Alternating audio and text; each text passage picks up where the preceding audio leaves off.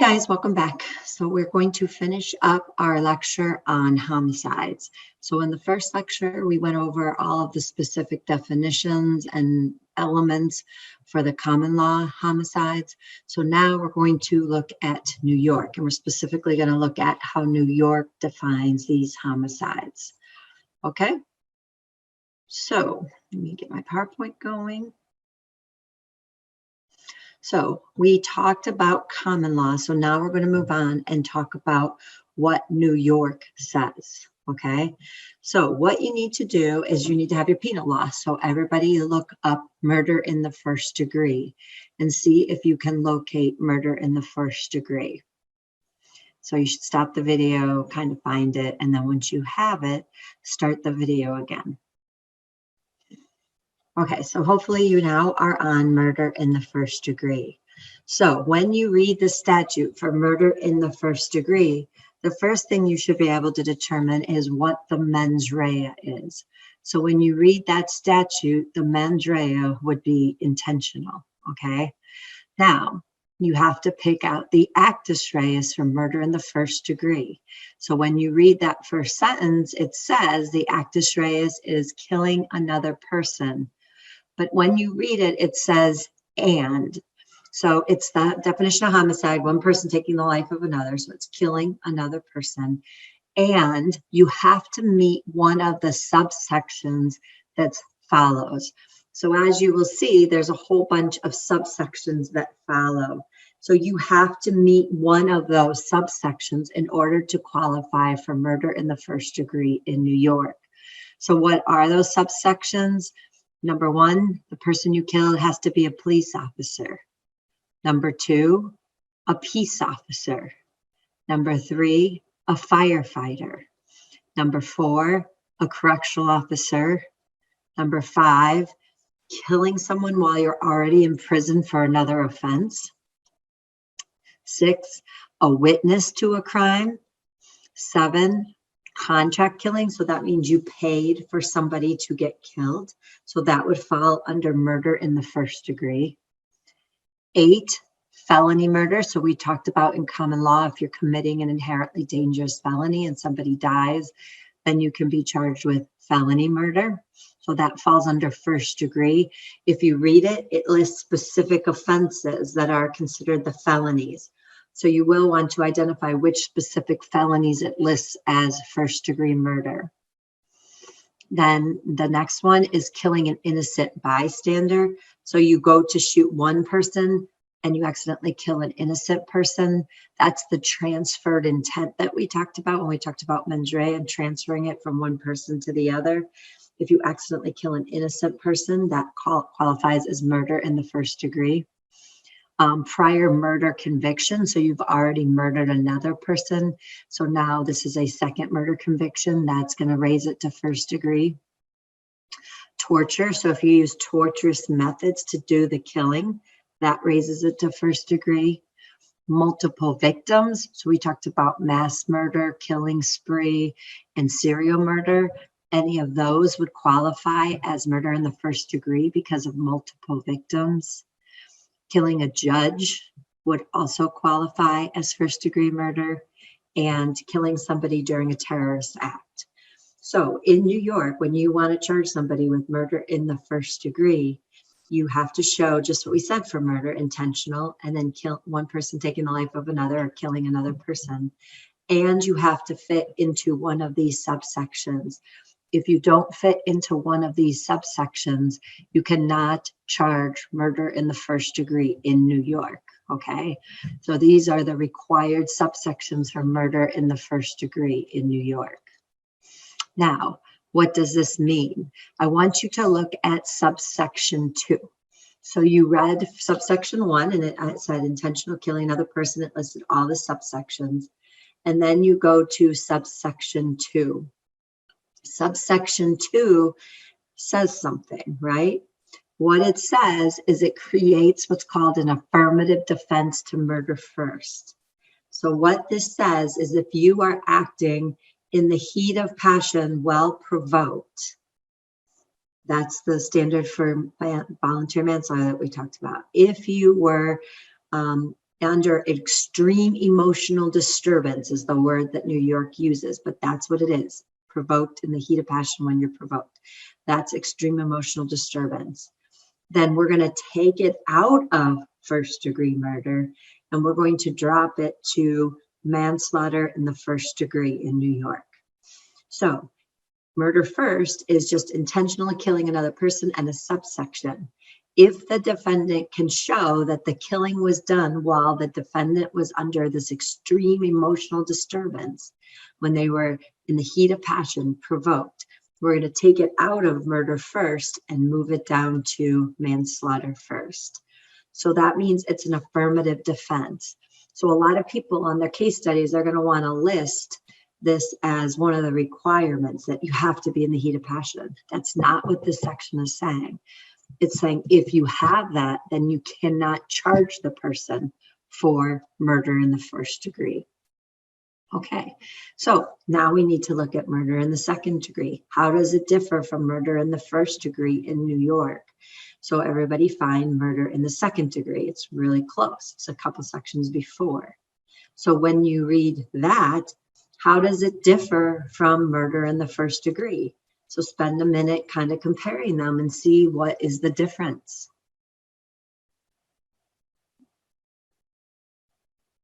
So hopefully you've discovered that the difference, is there's no subsections required.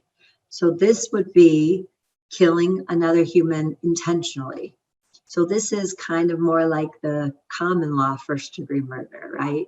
Our first degree murder requires a subsection, but second degree murder is just intentionally killing another person. So there are no subsection requirements for murder in the second degree. The other thing is, remember for felony murder for first degree, it lists certain crimes. If it wasn't in that, there may be certain crimes that are listed in second degree that would qualify as felony murder under second degree.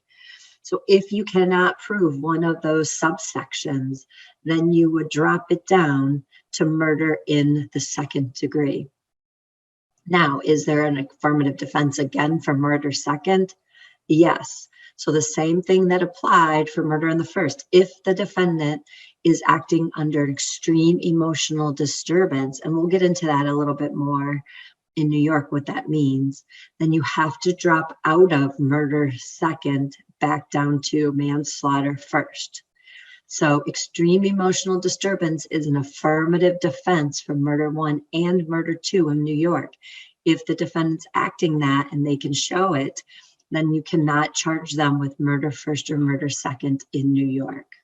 Okay, so let's look at an example. Josh and David plan to rob a grocery store. Josh is to go inside, David is to stay in the getaway car. They drive to the store and Josh goes inside. David loses his nerve and drives away, leaving Josh at the store. He is driving too fast, loses control, runs down a small child and crashes into a telephone pole. Both the small child and Dave die. So the question is, can we charge Josh with anything? So we have to put some concepts together that we've talked about. Can we charge Josh for the murder, the homicide of the small child? So this goes back to conspiracy. Were they in a conspiracy to commit a crime? Absolutely. Hopefully you remember the Pinkerton rule. The Pinkerton rule says if you have an act of one, it's the act of all in that conspiracy. So Josh is in a conspiracy with Dave. That means anything Dave does in the furtherance of that conspiracy, Josh is going to be responsible for. So then we have to decide, yes, so he can be charged with homicide. What level of homicide are we going to charge? Well, it's going to be a felony murder because they were in the course of committing a felony, an inherently dangerous felony, a robbery. So then you would have to decide, is it murder first or murder second? And that's going to depend on which degree of robbery that you charge. And I didn't give you really enough facts to determine that.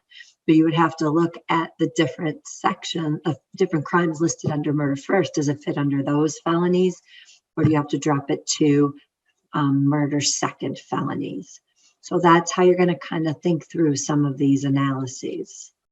Okay, so now let's talk about the other levels of homicide in New York. So those are the 2 levels of murder. We only have 2 levels of murder. Instead of having a separate felony murder, it's included under murder first and murder second. So we have 2 levels of manslaughter in New York.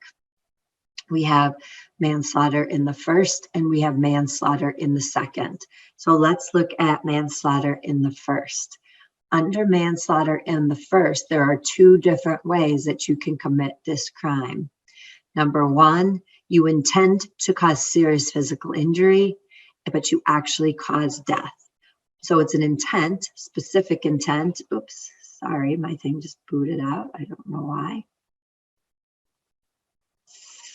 The computer's acting funny. So you can show intent to cause serious physical injury. So you want to physically injure them, but you actually kill them. That's going to be manslaughter in the first. The second way you can do it is the one that we're dropping, geez Louise, the one that we're dropping down to if we drop out of murder first, murder second. So it's still intentional, causing the death of another, but the person is under extreme emotional disturbance, okay? So that's what you fall to if you can't prove, or if you can prove extreme emotional disturbance. So if the defendant can show they were acting under extreme emotional disturbance as a defense, it drops out of murder first or murder second, and it falls to this section, this manslaughter first degree subsection 2, okay? Now, how would a defendant show extreme emotional disturbance? Remember, this is affirmative defense. So the defendant has to prove to the jury that they were, in fact, under extreme emotional disturbance, which basically is heat of passion with provocation that we talked about earlier. In New York, for a defendant to prove this and not get out of murder, they have to show objectively they were extremely emotional and subjectively. So objectively, would the behavior that they suffered, the provocation, would a reasonable person have responded in that way? And did this person actually feel it personally that way? So you have to meet both parts of the test to prove extreme emotional disturbance to drop down to manslaughter first in New York.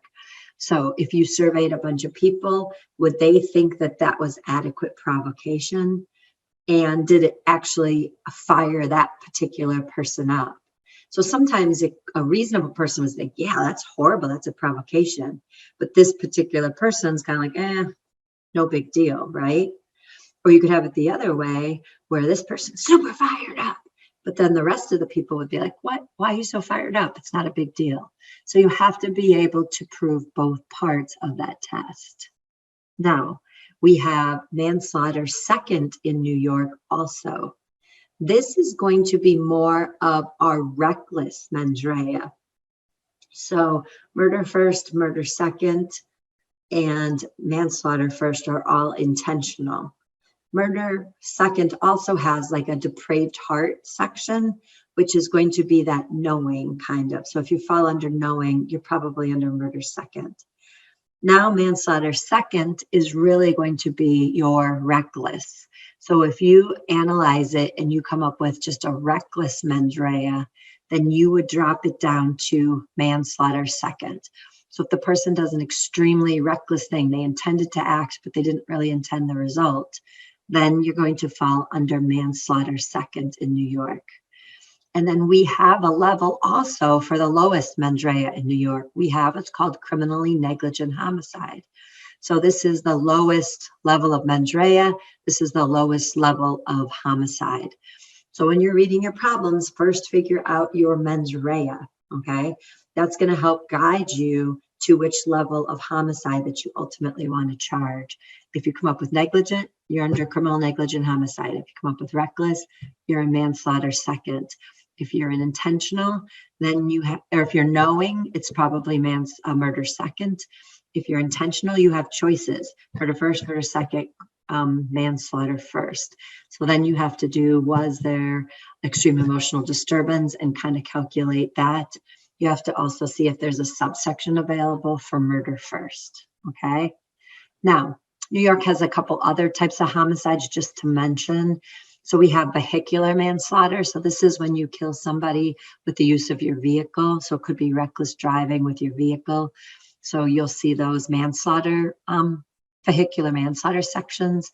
You'll also see a section that's called aggravated homicide.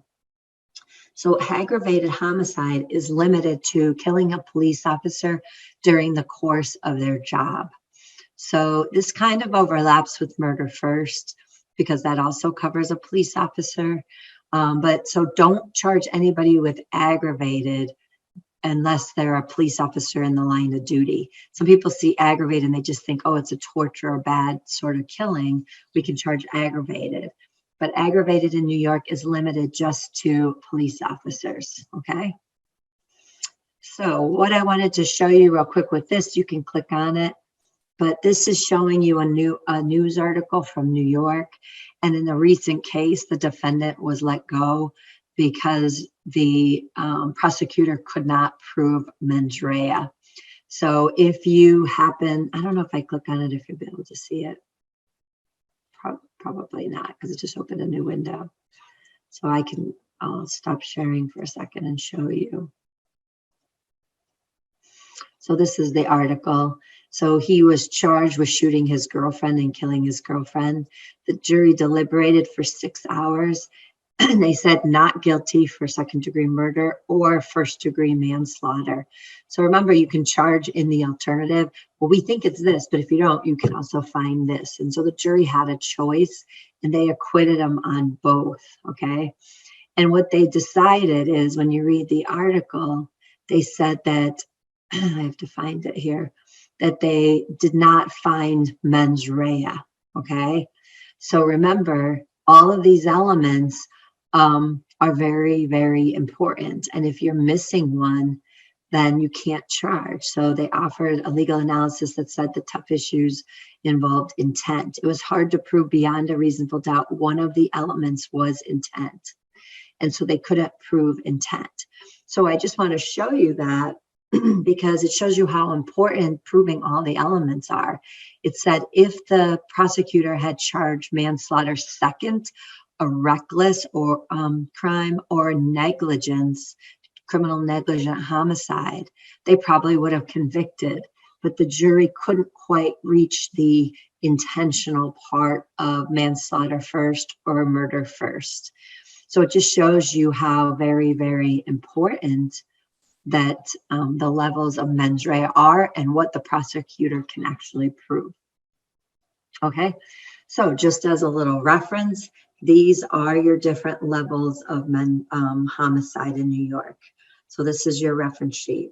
So you can look at it and it can kind of remind you what you're looking for when you're reading your case studies. So read your case study, think about your mens rea, and then kind of narrow down which specific crime in New York that you would charge, okay? So this is what you did before under common law, same scenarios. Now, how would it change if you were charging in New York?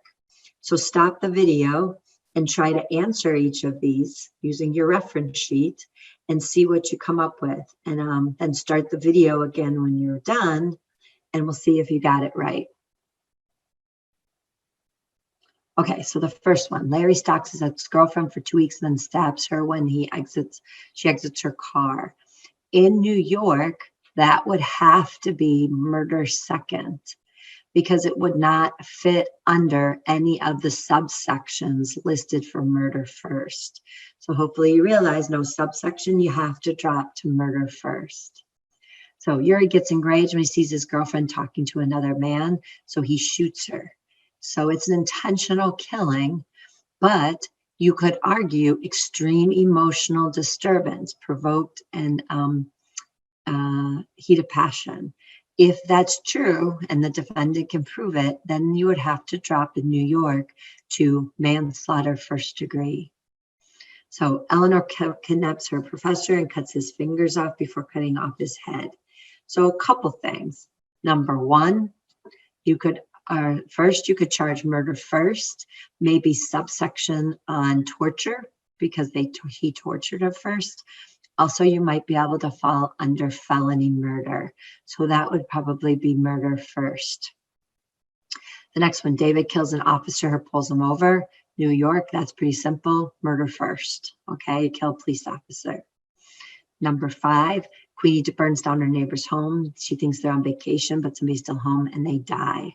So that's going to be felony murder. So we had to check the different sections and see, does it fit under murder first or murder second based on the crimes that are listed. And then 6, Sammy is driving a little too fast and kills a child playing in the street. So you have to now determine, is that more a negligence or more of a reckless? I would argue it's probably more of a negligence, just driving too fast. So I would probably go with criminally negligent homicide. Now, it could be vehicular because you're using a car, but if you put that aside, it would be a criminal negligent type of homicide. And then the last one, Zena's playing softball and strikes out, so she whips her bat and kills a bystander. I think this is higher than negligence. I think this is reckless. Intend to act, but don't intend the result. But she did intend to act. So I would argue reckless. So I would be more into manslaughter second for this crime. So hopefully that helps you see the distinctions between the different degrees in New York. So the last thing is there are practice problems. So if you go online, you can open the problems, you can try to work through them and see how you do. And then you can look at the answers. They're in the PowerPoint or online, and you can see how you do. Once you feel comfortable with all the different problems, then you want to go and do your Chapter 9 case study. Okay, that's your assignment for this week. So once you feel comfortable with all the different crimes, then you can dive into your Chapter 9 assignment. So that's all I have. Hopefully that helps you work through your homework for this week. If you have any questions, feel free to reach out. I'm always here to help you. Thanks. Have a good night.